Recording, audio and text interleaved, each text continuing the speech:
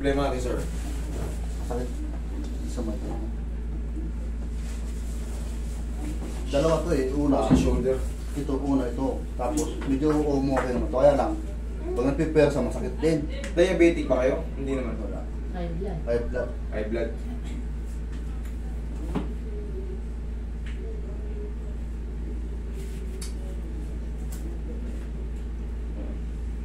Pantay naman eh. Dito sa loob yan.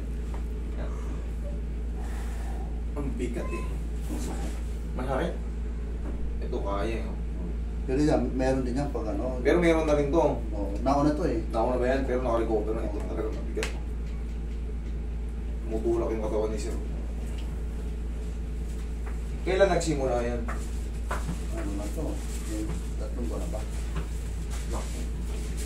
Yan kasi yung 3 buwan kasi, lalala pa yan, hanggang 8 buwan ang pinakamasakit niyan, talaga lalo sa adjustment. Yan kasi, yung tinatawag dyan, yung adhesive capsulitis. Yung pag inaangat mo, hindi ito, gumagano, umuurong yung katawan mo, umapakat yan. Ibig sabihin yan, may damage na rin yung mga glenoid labrum natin. Ano yung glenoid? Yung panloob nito. Yung likod, di ba yung itong humerus head, meron yan yung dinudulasan niya sa loob. Nai-scratch yun yan, ganyan. Yan ang glenoid labrum. May tear tayo dyan sa glenoid labrum. Kaya, umapakat. Pero ang sagot lang din dyan, gano'n.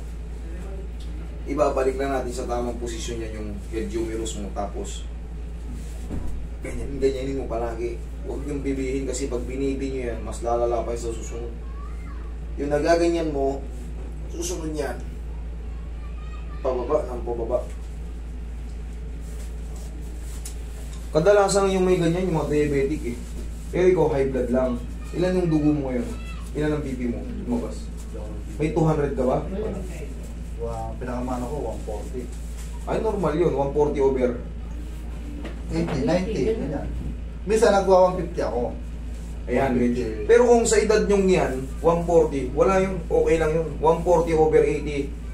Pero pag 140 over 110 over 100, nako, kailangan nyo mag-ano, papawis, mag-reduce kayo ng kinakain nyo. Okay lang yung ano, yung bugso, huwag lang yung lapot. Kasi pagka malapot na, may ano na yun, may tendency ano kayo, stroke. Basta yung over, kailangan yan 80 lang, o kaya hanggang 90. Pero pag nag-over 100 ka, 160, 150 over 100, mag-ingat-ingat ka dyan. 150 over 110, 120. Pero 140 over 80, wala yan. Ayan. Magbaon lang talaga kayo ng 10 kilo lakas ng loob para kaya-kaya. Pero, kita mo, tumunog na siya. May ano na yan. Maganda na yung ano yan. Mamasayin na natin yan. Tapa kasi. Yun lang naman kailangan nyo ma-overcome eh. Yung pag inangat ko eh, aray! Pero ilang segundo kaya nyo na. Tapos na kasi yung sa susunod na wala nang pain na susunod. Yun na yung pinakamasakit.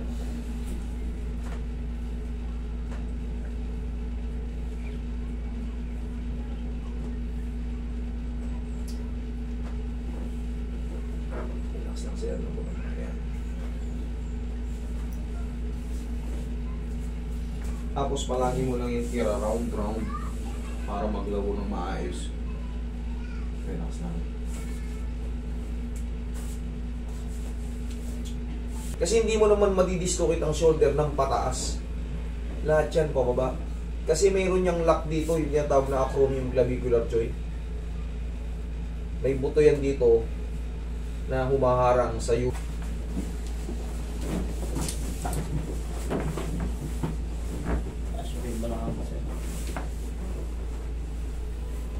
Kung nag-gym kayo ngayon, sir, tuloy nyo lang para bumalik kayo sa pagkabata.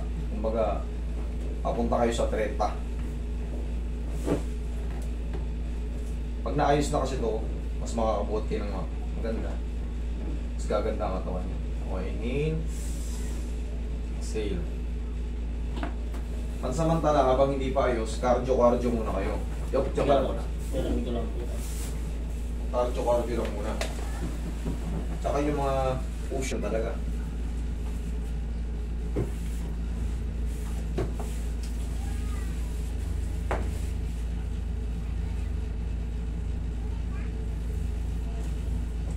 Mamaya bearable na to. Kaya ka. May pain pa na may iwan, yun susundan mo na. Kasi itong mga adhesive capsulitis, hindi pa gano'n ito maaangat, pero yung mga diin-diin, kaya mo nang ihiga yan. Di ba minsan hindi mo kayang ihiga ng patagilid yan? Masakit. Tapos, unti-unti na itong lalakas.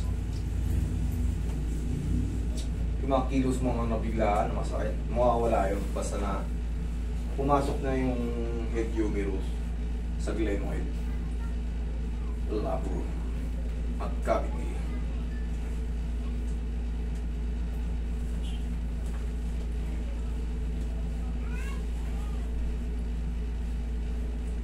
Tapos ang exercise nito, sir, tingnan ako parang very simple lang. Ganito. Yan, lakasan mo lang. Tapos kabilaan. Yan lang. Araw-araw lang na ganyan. Kasi maglalaro na maayos, pasok na siya sa pinaka-rotator cuff niya. Ito kanina medyo may pain pa. Ano? Diba? Ito kanina talaga medyo matigas eh. Tingnan natin kung lumambot na kahit pa paano. Basta palagi nyo rin gaganyan. O kanina ayaw umabot eh. Diba? Ayan. Abot mo na tinga mo. Okay? Diba? Pero mayroon pa siya, May iiwang pang pain yan sa loob, gawa ng, sabi ko nga sa sir, yung mga ganyan, nasusugat yung loob niyan. Tapos, dito naman sa kantuhan naman, dapat ganito, wala yung mga, walang iipit. Ngayon, siyempre, umuusog kasi yan eh. Siyempre, pag umusog yan, may stress yung mga yan, punong-puno ng mga bongkos ng ligaments yan. So, kailangan niya maisakto. Pag nasakto na yan, hindi na may stress yan. Ayan, katulad niya, maabot mo na. 3 to 4 days, pataas, yung mga natirang pain dyan, siyempre maghihilom na yun. Wala na yung naiipit eh. Wala na yung nahahatak. Sakto na yung posisyon niya. O, malalaro mo na. Okay? Yan lang palagi sir. Okay, no? Okay? Yan lang palagi. Tapos pagkatapos nyo mag-stretch ng ganun, haplusan nyo ng pau para kahit pa paano ma-relax yung mga muscle na na-stress tsaka yung mga ligaments, tendons. Okay? Thank you.